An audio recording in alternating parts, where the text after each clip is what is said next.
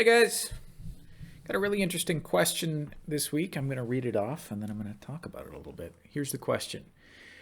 What is the biggest difference between managing our finances today versus the way our parents managed their finances?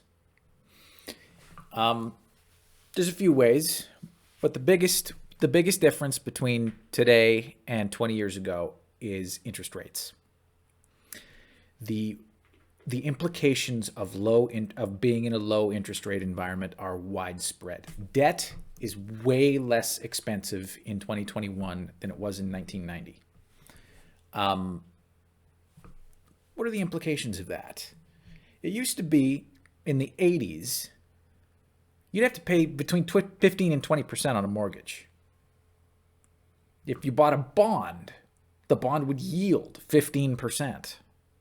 If you bought a GIC would yield 15%. That went down to the 8% range in the 90s, and then the 5% range of the 2000s, and then even lower than that. And it's now, if you buy a US 10-year bond today, the yield is about 1.5%. And if you buy a GIC, it's less than that. Wide-ranging implications of this. So the first major thing is that certainly when I was a young person, I always had the balanced portfolio pushed on me. The balanced portfolio being, 50% bonds, 50% stocks. That still makes sense for some people, but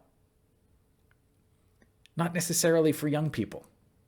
For young people looking to retire on money, you don't necessarily want to be in something that's only yielding 1% per year. That's just not enough money to do anything.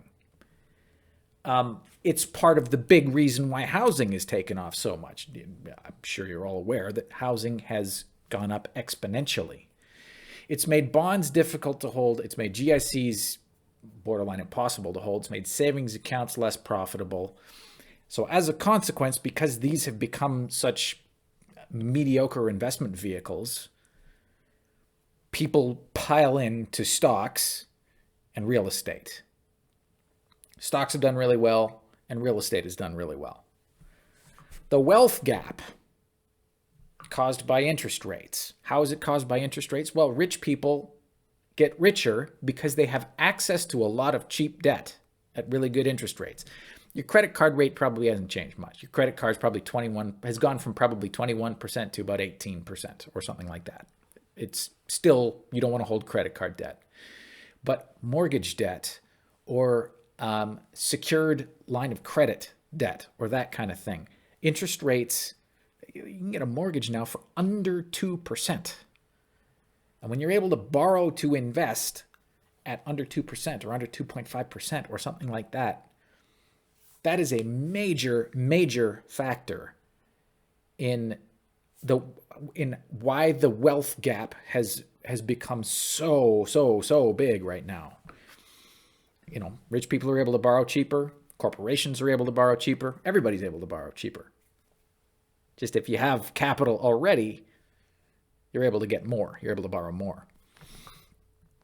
That's the big one. There are other small differences.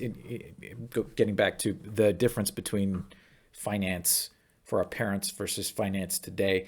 In our parents' era, it used to be really safe and effective to invest in stuff like tobacco and oil and that kind of thing, weapons and that kind of thing.